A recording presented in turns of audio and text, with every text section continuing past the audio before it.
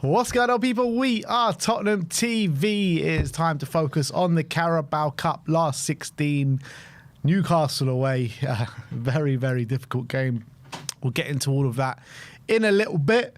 But we are going to focus on the Tottenham update first and foremost, talking about the one and only, the leader, the legend, Son Heung-min, who's been talking about potentially coming back to Tottenham in a recent interview. And what he said is that I definitely think it's the right time to say, because at the time the transfer was going on and my last game was in Korea. Obviously, I will go back to London to see all the Spurs fans, he said. I think I deserve a goodbye in front of all of them, and also they deserve to see me in a physical sense to say goodbye. It's going to be a very emotional day as well, but I think definitely can't wait to go back to London and see all the Spurs fans. So the MLS season finishes pretty much in under a month now. So you imagine kind of probably over the Christmas period, sometime in December, we'll see Son come back to the Tottenham Hotspur Stadium, and I cannot wait for that moment. They should put on an event. Yeah, 100%. 100%. For money.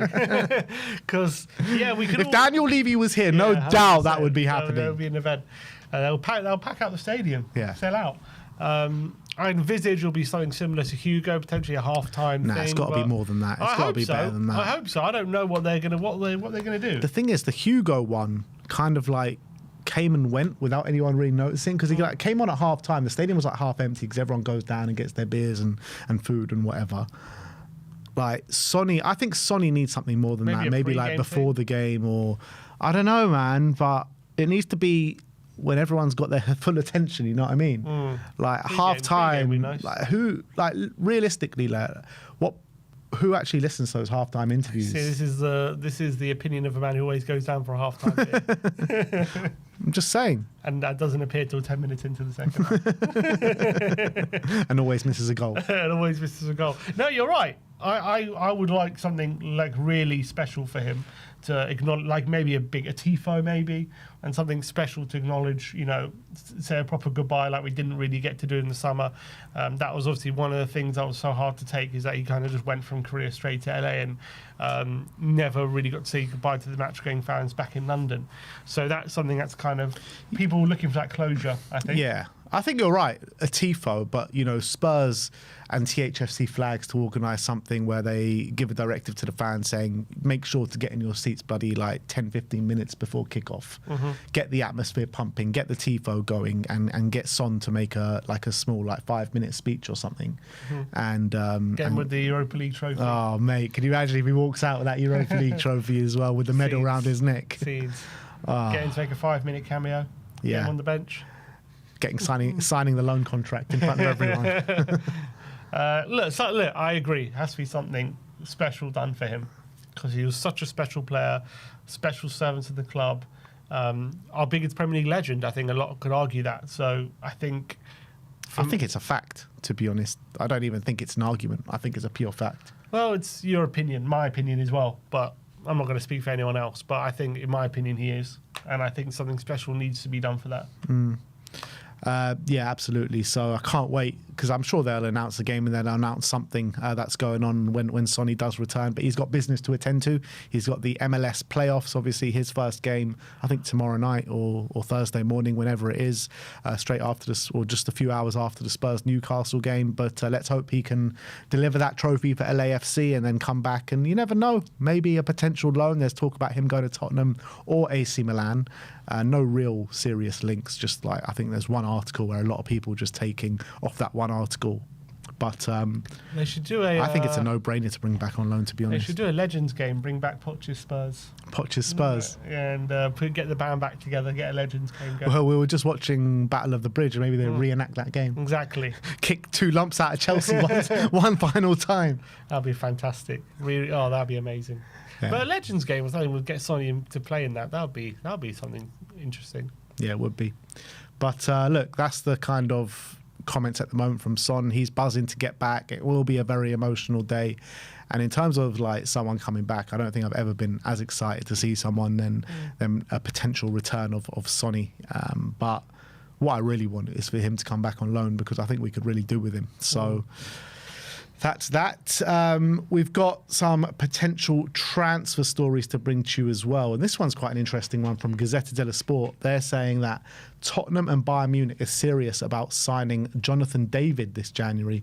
Juventus haven't been convinced about the 25-year-old, and there is a growing belief that he can't carry the Juventus attack. David now needs a dramatic change in form to become an important player at Juventus. So cast your mind back to the summer when he was on a Bosman. You know, we were saying here, you know, he'd be a brilliant signing for Spurs. He was, you know, just did decent at the Copper, was it? I can't remember where he did decent, but he was doing decent, and he had obviously a few great years at Lille. What do you think about him now? Now he hasn't really gone and done it for Juventus. I still think he's a good striker. I don't know what's gone wrong at Juve, but they've just sat their manager. I think everything's gone wrong. A lot has gone wrong. But I know that Juve fans like Moani, and they prefer Moani to him. So we have Moani at the moment. They kind of fill a similar role, I would say, in the squad in terms of that profile of striker. So I think bringing Jonathan David in January doesn't make too much sense. But I think he's a good goal scorer. I like him a lot. He's quick. Again, we've got three strikers. I don't see the striker talk unless there's actual chance that Richarlison leaves in January. I don't see Solanke leaving. I don't see Moani leaving. So I just don't really see a striker coming in January. Yeah. Like if anyone, like we've said it many a time, like on every update, it seems to be a different striker being linked with Spurs. Because it's so easy just to throw Tottenham's name into it and all perk their ears up. Yeah, but if a striker was to leave, surely it would be Richarlison. But like we said, probably can't see any movement on that front in the January transfer window. How much he costs as well? Or is it a loan deal? Jonathan David, I don't know. Like obviously they got him on a free, so and if it's not working out for them, maybe they would accept some sort of 40, 50 million, something like that. Well, I wouldn't do that right now. Yeah. I'd wait till the summer. Yeah, I'd agree with that. Next up, we're going to talk about Takefusa Kubo of Sociedad. Obviously, not the most reliable source, but Vijajes are saying that Tottenham have expressed an interest in signing Takefusa Kubo, who has been put up for sale by Sociedad ahead of the January transfer window. Kubo is now expected to leave Sociedad this winter, which could open up a move to N17, and there is a feeling that he could come available relatively affordable of a fee of £35 million. Like him. Again, he's a right winger though, isn't he? Yeah. So probably not the winger we need, but I think I wouldn't mind him in the competition with Kudus. But again, like Johnson ain't going anywhere in January at the moment unless something drastic happens. I'll be surprised if he's going anywhere. So I don't see us going for a right winger right now for big money. Currently injured, it looks like. Kind of in and out the team. He hasn't started a game since September, in the back end of September. A few bench appearances since then. I don't know. Like, he's a very good player, like with a really good like skill set. You know, got great feet and quite fast and trickery. But I don't know. Like, is he that good? Like, would you want to sign him? Not as good as Kudus. Obviously, yeah. So, but it's like sometimes you don't need to sign someone just because they're not as good. Like maybe you want them as like a backup or rotation. Like, is he better than Johnson on that side? I don't even know if he's better than Johnson. There's certain things. I think as a footballer, he probably is better than Johnson. For the Premier League, his physicality, stuff like that, I think, maybe you're right. And I think obviously Johnson gets more goals. But I think he's going to frustrate you probably less than Johnson will when he's in general play. Yeah, I guess like when you're talking about what you want from a winger from Thomas Frank, he probably suits the bill better than Johnson, doesn't he? I think so. Yeah. But I wouldn't sign him. Again, I don't see us signing a right winger in January. I think if we're going to sign a winger, it'll be a little one that plays off the left. But we do need a right winger as well in the bigger picture, don't we? Because if we're saying Johnson probably can't do what Frank wants him to do, then we're going to need to sign one. Well, give him a chance. He's only done 9 games. But yeah, probably down the line, if things keep going the same way, we are going to probably need one if the idea is to sell Johnson. But while Johnson is here, I don't see us signing a right winger. And last but not least, Tutto Juve is saying Pierre Kalulu is attracting interest from the likes of Newcastle and Tottenham ahead of the January transfer window. Juventus could potentially opt to sell the defender if that frees up funds for a new addition with a switch to the Premier League, more than likely at this stage. it's no Centre back. Yeah, it's no surprise that ever since Paratici has come in, it seems like we're being linked with every Juventus player at this moment in time. Yeah, well, I think Openda's coming. Yildiz is also going to come. There's going to be There's going to be all these links because Juve, I reckon, something's very wrong there, and I reckon there's going to be a bit of a fire sale. I wouldn't be surprised if a lot of players are up for grabs, and obviously last time they had a bit of a fire sale and wanted to change their squad up, we were the beneficiaries. We took Bentancur and Kulusevski off their hands because they wanted to shake things up. I don't know about this Kalulu guy. I don't know if he's good enough for us. I think he's left-footed though, isn't he? I'm not sure what footed he is, to be honest, but he seems to start every single. He seems to play every single minute for Juventus. We do need a left-footed centre back. I don't see again. We've got Dragoshin come back. Danso, Romero, Van der Ven. I don't know if we're going to go for him. He's right-footed. Okay, so even less reason to go for him. Yeah, I can't There's just no gaps for it. I think journalists need to stop wasting their time and stop linking us with right-footed centre-backs. It's just not going to happen. Just throw our name in there just because it'll get a few people talking, but we are not signing another right-footed centre-back. We've got Vuskovic coming back in as well. It's just it's a non-story, isn't it? Yeah. Yeah. But, yeah, I mean, he's played right-back quite a few times this season as well, right wing-back. He's actually played right wing back more than he's played at centre back this season for Juventus. Maybe he could be competition for Pedro Porro. Yeah, but I want a left winger, left back. Yeah, you might want one, but is that what Frank wants? I don't know. I think so. Yeah, because he tried to go for Nkapia, I think. That's true, actually, yeah. So, look, that is your Tottenham update for today. Not many reliable links of transfers. I guess the key part was the Sonny stuff, and hopefully, not hopefully, we will see him back at some point, hopefully before the turn of the year, and he can say, I have a proper goodbye in front of the Tottenham Hotspur Stadium. But that is all we have for you on the transfer front and Tottenham update front. We do have a super chat here from Malware. Says Captain Mickey is different sauce. Love the Predict the Prem segment. Sorry, but Sim's the West Ham of it. Gets battered weekly by Big Bro Ben. I didn't get battered last week. Big up, Malware. I didn't get battered last week, but yeah, this week wasn't great. Every week but last week.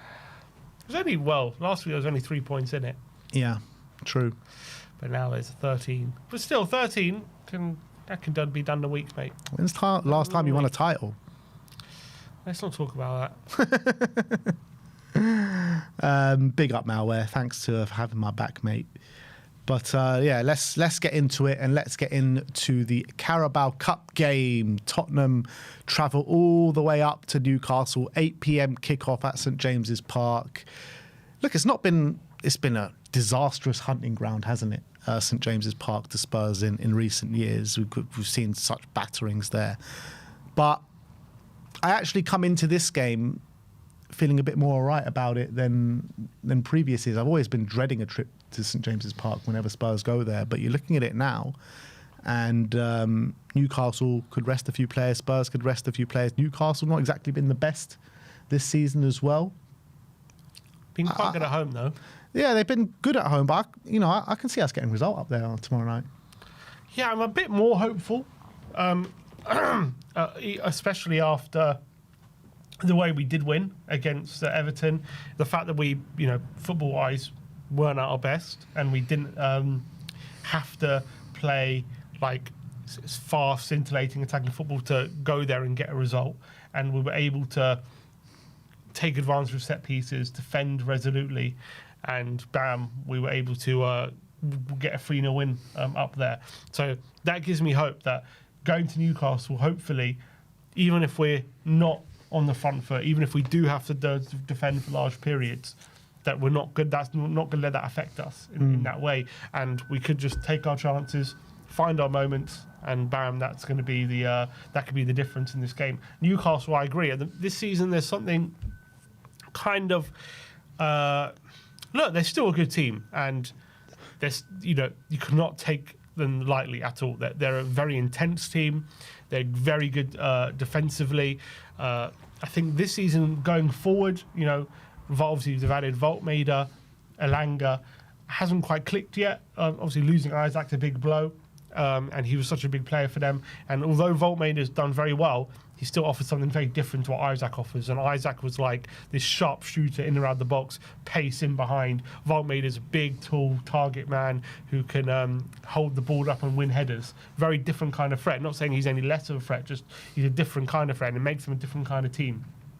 Last season, it was like very fast-paced attacks, interchanges, Gordon, Isaac, all linking up together, and in a flash they could be on your goal. Now it's a bit more like they have to get the ball into Voltmade. He's got to hold the ball up. He's got to bring players into play. He's got to be winning headers.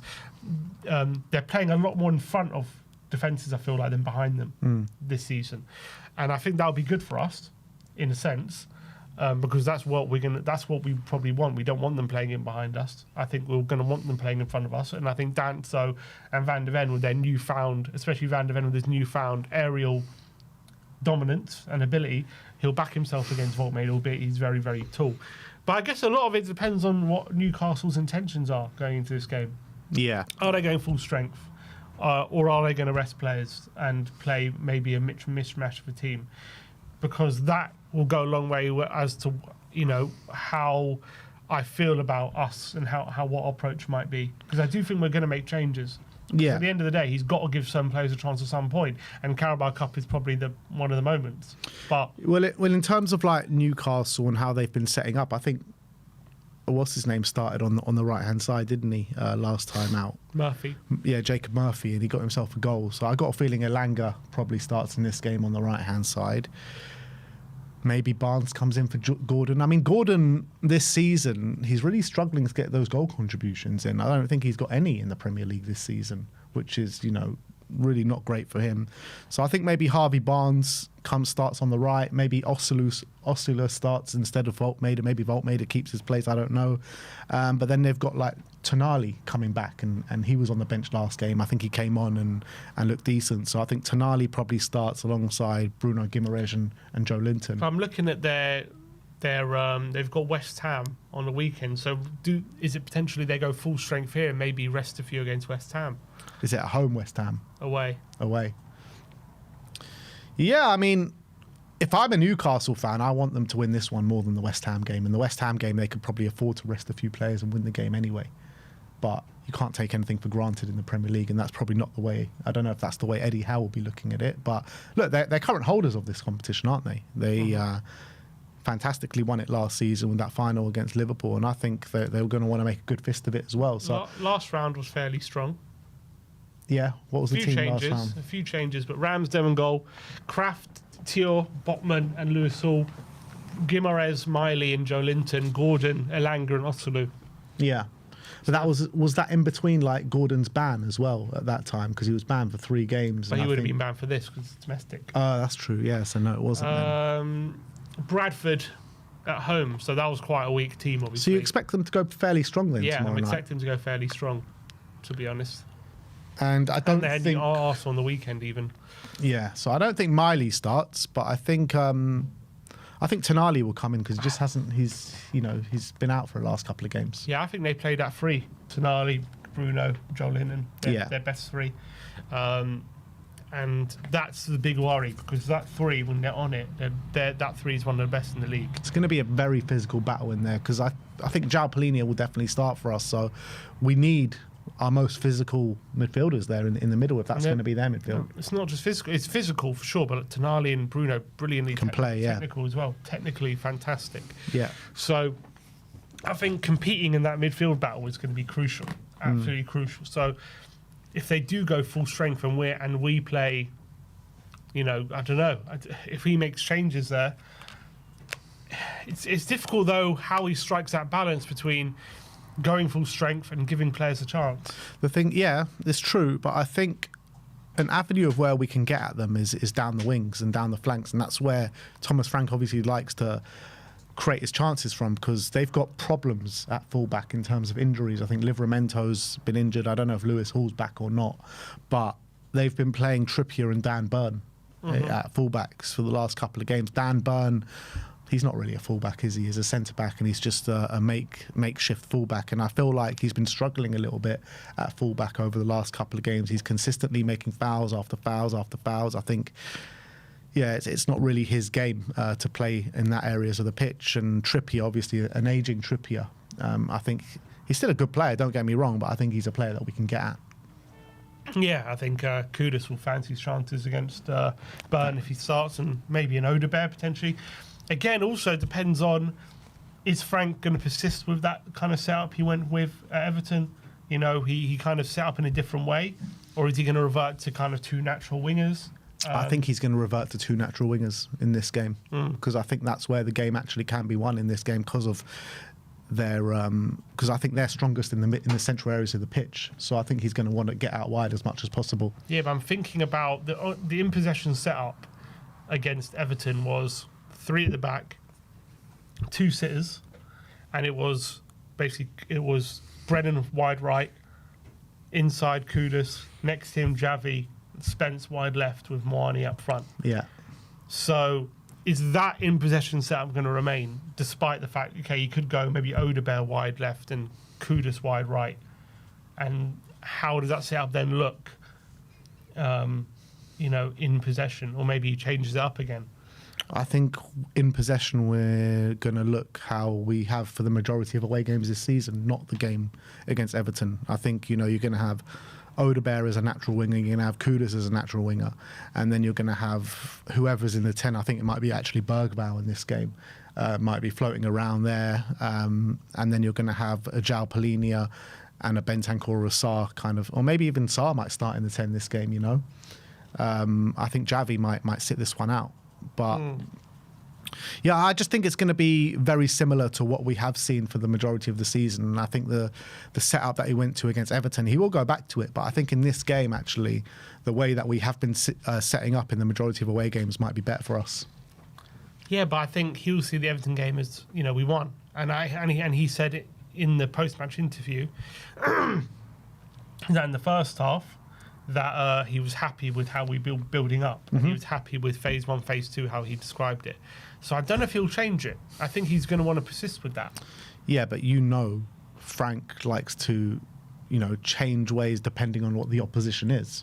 Yeah, but I'm not saying he's going to change. I'm not saying he's not going to tweak anything for Newcastle. I'm just saying if we've only played one game, and if that's something he's interested in pursuing, I think he'll go back to it. I think he's going to pursue it in this game, because I think he's going to want to get the players to get, understand, because we only played it one game. Yeah. So you don't just, I think if you're trying to get players to play that way, he's going to want to keep it, I think. But it's not about him sticking to that way of playing. Obviously, you can change it within that structure, but I think he's going to want to keep that structure. But what that structure looks like in terms of, okay, we build up in a 3-2-5, but who plays where is the question. Maybe he keeps it and he just plays Odebear as more of an inside, like Tenny, like Javi was playing, was still keeping Spence out wide. Maybe he plays Odebear a bit further wide, and maybe he plays Spence inverted, or maybe Gray inverted, or something like that. There's different ways of playing it, depending on who goes where. But I think that 3-2-5 thing that we did see in build-up on the weekend, I think he is going to persist with it, but I'm just not sure how he goes about it. Yeah, that's what I'm thinking about. The thing is, I'm not sure if we're going to... I know he said he was happy with it, but he said he's been happy in the past of the previous ways that we've been setting up. So, I don't know. I personally don't think he's going to go that way. I personally think he's going to revert back to what we were doing beforehand, but it's going to be interesting to see. I know what you're saying. I understand. But I'm saying he changed it because there was a problem, right, structurally. That's what he said before the Everton game. He said we've tweaked things to help with our build-up after the Monaco game. Yeah. So he changed it, and then he says he liked what he saw. So I don't see why he would change it if he liked what he saw. Yeah, but also before the Monaco game, he's also said he's liked what he's seen in a lot of the away games that we've played so far. Not in build-up. I'm saying it's very specific. I mean, that's not true, because against Brighton, he said that's the best in terms of build-up that he's seen all season. Yeah, in that second half, and it was good. Yeah. So, I mean, like I and then we said, saw it the next game. I know we didn't start with it, but we did see Bergvall a bit deeper and that kind of stuff in that second half, and then it didn't work. But I think he liked what he saw, so we saw it again. I think that's look, we'll see which way he goes. I'm not like 100% certain he's going to go the way I'm saying. It's just like a hunch that I have, and I think that might be the best way to go and beat this Newcastle side. But I'm saying he could go with what you're saying, 2 natural wingers, while within that structure. Yeah, I think it works with Archie Gray at left back, but not really with Spence at left back. And you know, there's a big case to say Archie Gray at left back for sure. So we'll see. We'll see how he goes and tests it up, and we'll give our 2 cents worth on the predicted lineup, which will be a bit later. But you know, this game obviously it goes to penalties, right? With a draw, and I think like there's a very good chance of this game going to penalties. I agree. Very good chance. Well, we know that Newcastle have drawn quite a few games this season, especially away not so from much home. at home, but yeah. Yeah, but they have drawn. We know that we're a team. Although we've won most of our away games, you know that it could be a game of few chances either side. And so if both teams aren't kind of sharp in front of goal on the day, it could easily be a game where, you know, both teams kind of settle for penalties at the end. I wouldn't be surprised. Both teams are quite tight defensively. Both teams haven't really got going forward. So I think definitely could go to penalties. Yeah, I can see us settling for penalties more than Newcastle. Newcastle, the home team, current holders, they know, you know, they'll back themselves at St James Park against anyone. So I think like if anyone wants penalties more, it's us, in my opinion. I think Newcastle want to get this game done in 90 minutes, obviously, and they fancy their chances against us. But would you take penalties right now? Probably, yeah. Would you take it? You take it right now. I'll take penalties. You fancy us against penalties? Sorry? Do you fancy us on penalties against them? If they play Ramsdale, yeah. Please, can Ramsdale play, man? I think he will. I think he will play. I hope so.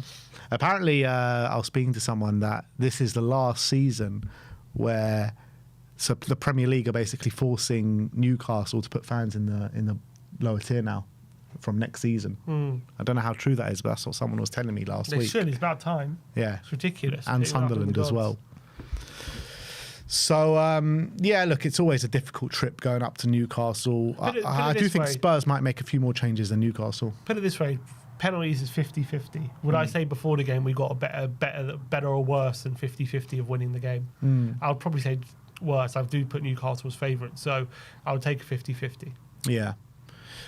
Yeah, when you put it like that, it's hard to argue, to be honest, because, yeah, Newcastle are the favourites going into it. But like I said, like at the beginning, like this is probably... I fancied us the most in this game than I have done at St James's for a long time, or for a few years at least. So...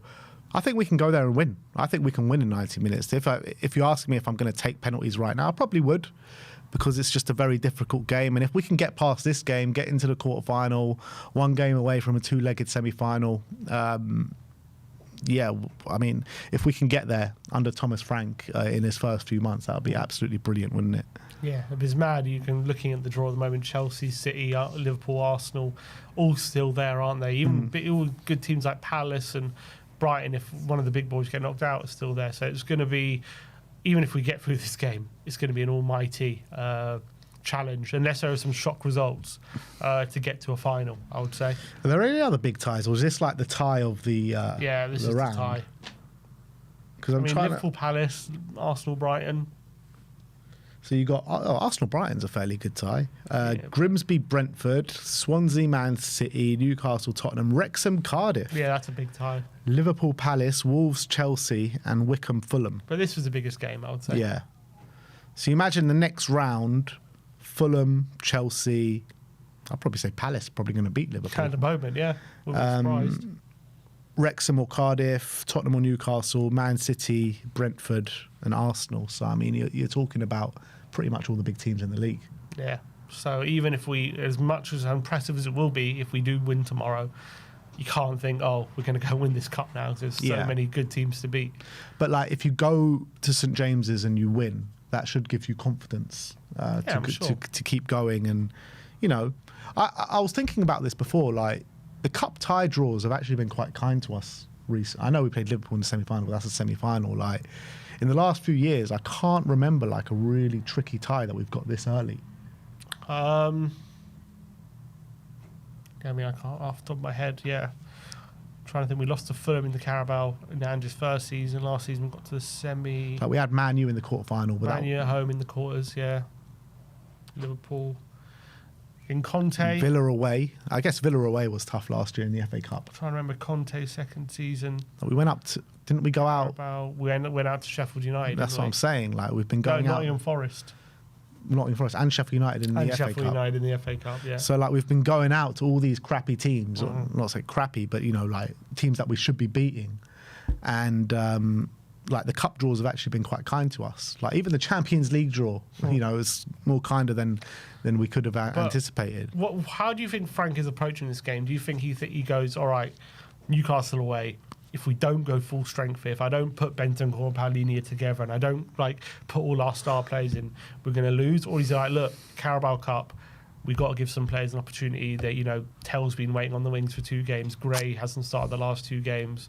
You know, we've got to give them an opportunity. Kinski hasn't started since Doncaster. He's got to play. Yeah. So what way do you think, is he going into this game? What's like his mentality, do you think? I think that he's going to put out a team, obviously, that he believes he can win, but I think there will be a few changes. I think you can't not make changes, in my opinion, because we've got so many games coming thick and fast. And I know this is a very important game, but look at just the games got round the corner. We've got Champions League next week. We've got Chelsea on the weekend. We've got Man United the weekend after that. And then everyone goes off on internationals, and you've got the North London derby, and then Champions League PSG away straight after that. So you've got so many big games coming up. So some players need a chance.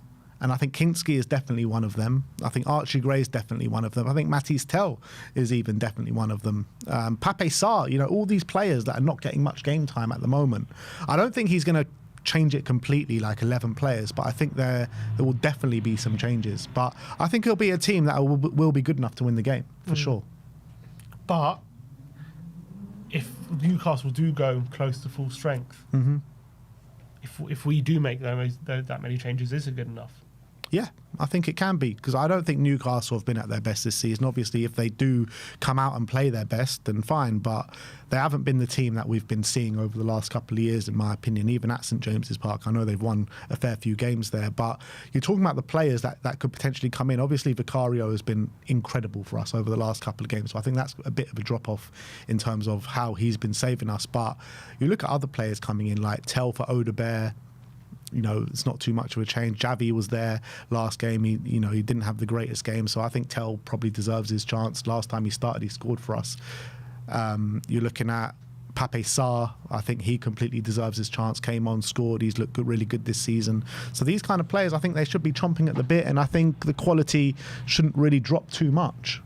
I know, but it doesn't always work like that. When you make changes, sometimes the performances can be disjointed. Because, you know, it's a new 11 trying to gel together a lot. Yeah, but that's what I'm saying. I don't think it will be a whole new 11. I just think there'll be a couple of changes in there. So maybe we'll leave that chat for the predicted lineup. But I feel like if Newcastle are going to go full strength, I don't know. I feel like we need to go full strength as well. But we're not going to know that until the lineups are out. But I feel like if we're chopping and changing like too much, I guess, look, you have to make changes because players get tired and whatever, and you have to rotate. So that's understandable. But maybe there are some players you just have that do need to be there. I think the players that 100% need to be there are Palhinha and Kudus. I think those 2 players have to start. I think everyone else, and obviously Van de Ven has to start. Danso has to start because Romero's out. I think everyone else, you know, I wouldn't mind, changing. I think obviously Porro has to play as well, I think, unless you go Spence right back. We're going to do this in the predicted lineup, I guess. Yeah, so look, it will be a fairly strong team. Yeah. It will be a fairly strong team, but the players coming in, it's not like a few years back when we had to make changes, like the quality drops dramatically. I don't think that's the case anymore. No, I'm not saying it is, but I think when Newcastle at their best, they're like that midfield is just amazing. If you I just worry, like we put Gray, let's say we start Gray in that midfield, I do worry, to be honest. Not because I think he's bad, it's just because I think those 3 are so good. that I just don't know if he's quite there yet to compete like in it, like be in a game where we're going to win the game with grey midfield without having to change him. Like, Yeah, from a pure physical point of view, 100%. But I don't think we've seen even Newcastle at anywhere close to their best this season. That's the thing. Like I think they're still feeling their way into the season a little bit. Look, it's obviously on any given day, particularly at St James's Park, under the lights, the fans are going to be behind them. It can all click on the day, and it probably will, because it always does when Newcastle we go St James there. is always difficult place, 100%. tough game. 100%. You got to assume they're going to be at their best. Yeah, it's true. But the reality is we haven't seen them at their best this season. That's the reality. They beat Benfica 3-0 in the Champions League. Yeah, they did beat Benfica 3-0. Which is, look, that's not to say that means they're going to batter us. I'm just saying Newcastle and St James's, especially in a cup game, for a chance for a quarter-final, you're going to have to assume they're going to be at their best. Yeah. You're going to face the best Newcastle. There has to be assumption. Even if they're not at their best, it's a really difficult game. Yeah, I know. So, look, but yeah, you're 100% right. 100%. But all I'm saying is, like, if you change a Bentancur for a Sarr, like, that shouldn't make us disjointed. Like, if you change maybe even a Tell for an Odebear, like, I don't think that should make us disjointed. Like, these kind of players are all at a similar level, in my opinion. Yeah, it depends. Is Javi going to get swapped out as well? Who do we go for up front? Look, I guess maybe we should go to predicted lineup, because we keep talking about the lineup. But we can talk about the lineup in the preview. It's not a problem. But it's like we're going through the whole lineup. Sorry. Yeah, look, I'm excited though. I think, to be fair to Frank and how we're playing, if we play like we have been away from home, despite my concerns, I actually think it does give us a really good opportunity to go there and win. Whereas maybe when we have been playing attacking football, it's almost like we have to play well to win, otherwise we're definitely not winning. Whereas at least now, even if we're not playing amazingly, as long as we're not giving away any like clear-cut chances, we always have an opportunity to win.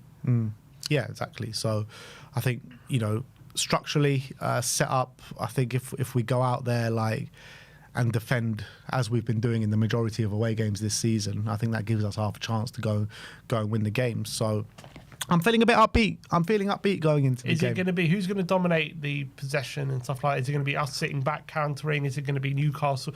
Because I think Newcastle are at their best when they're more on the counter, I feel.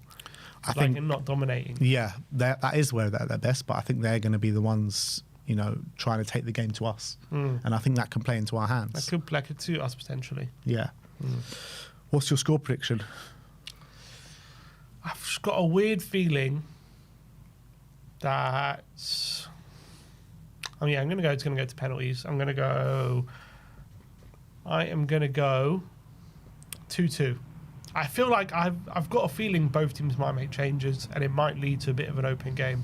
I'm going to go 2-2, and I'm going to go Spurs through on penalties. Spurs through on penalties. I'm going to go for 2-1 to Spurs. I think Spurs are going to nick it. Spurs going to nick it. I think it's going to be a very tight game, and a game of not many chances. And I think it's going to be 1-1 going into the last stage of the game, and I think Spurs are going to nick it. Sure. Who's going to score the winner? Who is going to score the winner? Johnson off the bench. Johnson? Yeah. Wow. What a shout. All right, well, let us know your score predictions. Do you think this game is going down to penalties? Let us know in the comment section below. Me and Sim, you got a triple whammy on the watch along tomorrow with me, Sim, and Daigle. The three amigos. The three amigos on the watch along tomorrow. So come and tune in at 7:45 where we'll be going live. But that is the match preview. Let's get into the predicted lineup. So Frank actually did his press conference yesterday. No changes in the injuries, but what is the team news going into the game? No changes, but positive updates. Romero, he said, is like kind of back on. He's on the grass and he's kind of training, but he hasn't given a time frame when he's going to be fit. He said Doggy back on the grass. That's really positive as well. So it sounds like not too bad of injury for him. Solanke making positive steps, whatever that means. He's been making positive steps for the last 2 months, but he's not back yet. Davis got a hamstring injury. He's out. Basuma had surgery. Interesting, he said Kota Takai is not training. Again. So I don't know what's going on with him.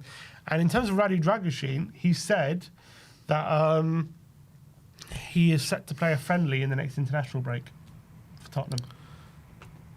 Who? Oh, Radu. Yeah. Interesting. So that's good. Maybe we see him back in the fold after the international break. Yeah, so hopefully not too long. He said he's been training with the group for a while, but he's like, because you spend so long building up your muscle and one in the knee that's been injured, then sometimes you neglect the other one. So he's building up the other one now. I see. And now it's just a bit of a process. So hopefully Dragusin come November, mid-November, end of November, we'll be able to see him. All right. So and then Madison and Kulusevski, still out. Yeah, no updates on Decky as of yet, though, No. are there? No, nothing about anything being imminent. Yeah. So let's get past all this and let's go into our predicted lineup. I think 4-2-3-1 as per usual. And in goal, I think it will be Kupkinski. Yeah, Look, I think for me, if we really want to give our best chance of winning the game, I do think it has to be Vicario. But has Kinski been told you're getting the cups? That's the thing. So you kind of got to abide by that. I think all the top managers, they have a keeper for the cups there, so you have to give him an opportunity at some point. He did do well at Doncaster, so I do think he'll be him. I do think he'll be him. Yeah, which might make us a bit better playing out the back and from that sense. But yeah, obviously it's going to be a very difficult game for him. And also Kinski. with the saves Vicario's been making recently. Yeah, I know it's really hard to leave him out, to be honest. And also you got to cast your mind back to that big game at Villa Park last year where Kinski just I know he played very well in the end that game, but he did give away a goal or two, didn't he? But he saved us a lot that game as well, to be fair. So Kinski in goal. Let's go to right back. So is Porro going to start this game and keep going with Porro, or are we going to see Spence at right back? Because we could see Spence at right back with Archie Gray going to left back, or is he just going to keep persisting with Pedro Porro? So last week against Monaco, he rested Spence and played Gray. Yeah. Played Porro again. Is there a chance maybe he's going to do the opposite and he's going to rest Porro and play Gray again, but play with him with Spence? Because there's a dynamic as well, because next midweek we play Copenhagen in the Champions League. I know it's a very important game for us, but I would rather see us go stronger for this game than the Copenhagen game. I know, but it's not so simple sometimes about who needs the rest at this point. Yeah. We say every week, does Porro need a rest? When's the last time he got a rest? Was it Wolves? That was a while ago. Yeah. So he's played every game pretty much since then. So in theory, he probably could do the rest, but he just never seems to be rested. And he never plays like he needs a rest, does he? No, he doesn't. So maybe we just continue with him. All right, go Pedro Porro right back. Porro comes in at right back. I think the next two positions are pretty simple. Kevin Danso alongside Pedro Porro at right centre back. Is there any chance he did? What was the game? Was it? Oh no, he didn't do it against. Did he put Paulini at centre back? In Doncaster, yeah. That's the only game he didn't do it against. We thought he was going to do it against Monaco, and he didn't. No, yeah. Yeah. So Danso, yeah. Yeah, Kevin Danso left right centre back. Mickey van der Ven, captain at left centre back. I think those two positions, I think are going to be 100%. And is there any worry about overplaying Mickey? I mean, if we were playing like a high line and he kept having to do those recovery runs back, I think it'd be more of a concern. Obviously, it's at this time every year that he seems to break down.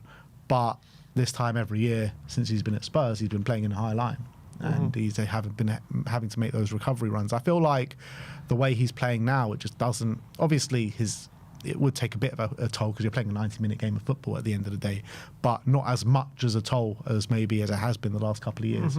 So you have no problem about him playing every game at the moment? No, I think he has to play. We don't have options. Dragusin's out, Romero's out. We got no options.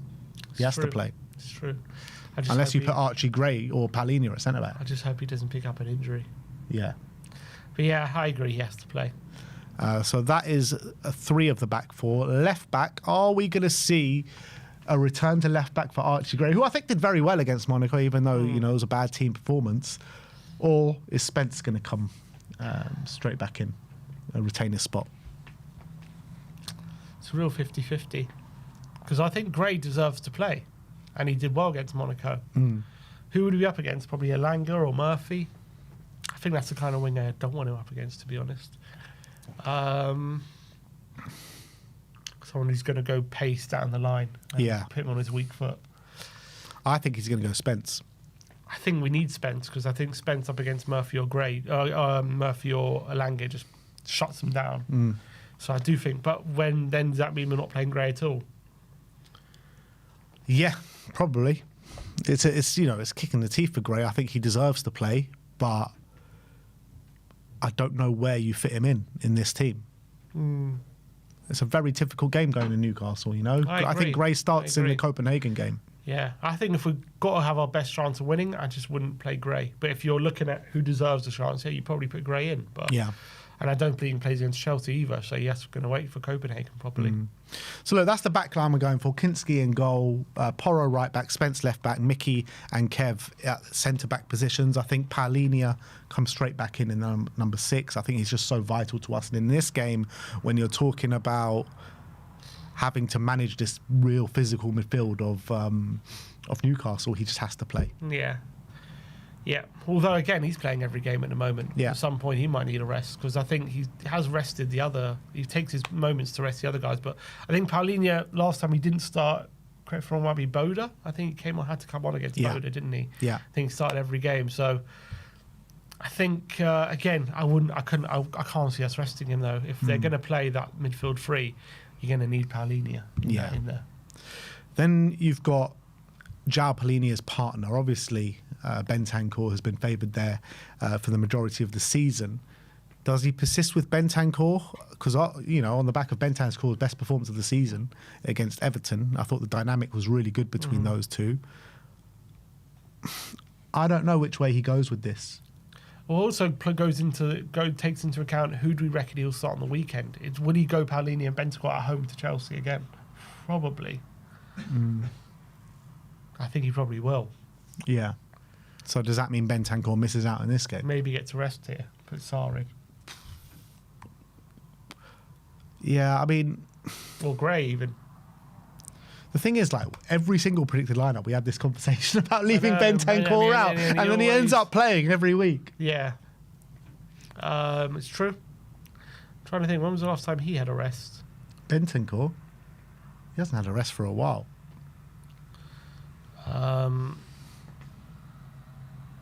Leeds, they started. Villa, they started. Monaco, they started. Everton, they started. Yeah, so Boda, he started again.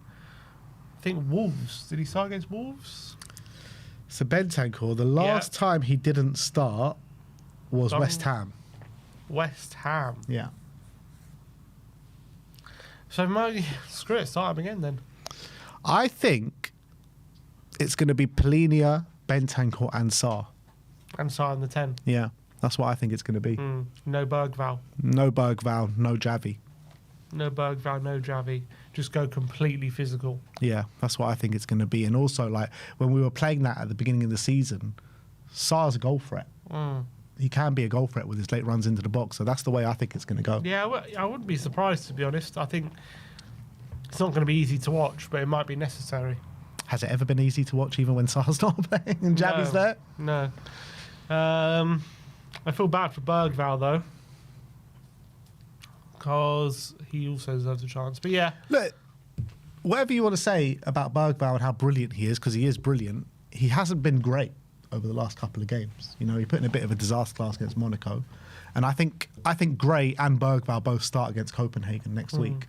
So I think in this game specifically, you want to tailor-make teams to go and beat the opposition. And I think you need to make that midfield really physical. Okay. Bentancur. Sarr in the 10. We're going Pape. So I think that's what the midfield's going to be. On the right-hand side, I do think Kudus could do with a rest, but I just can't see him being rested in this game. No, but then again, if he's not rested here, and he's not going to be rested against Chelsea, is he? No, but could get the rest against Copenhagen. I know, but It's if you a need the while rest away. now, Yeah, then you I need the know. rest. I know. Yeah, I can't see him not playing. Just can't see it. So I think we have to put him in. Again, the last game he didn't play was Boda as well, wasn't it? Yeah. He's played every game since. Yeah. All right, we're going Kudus.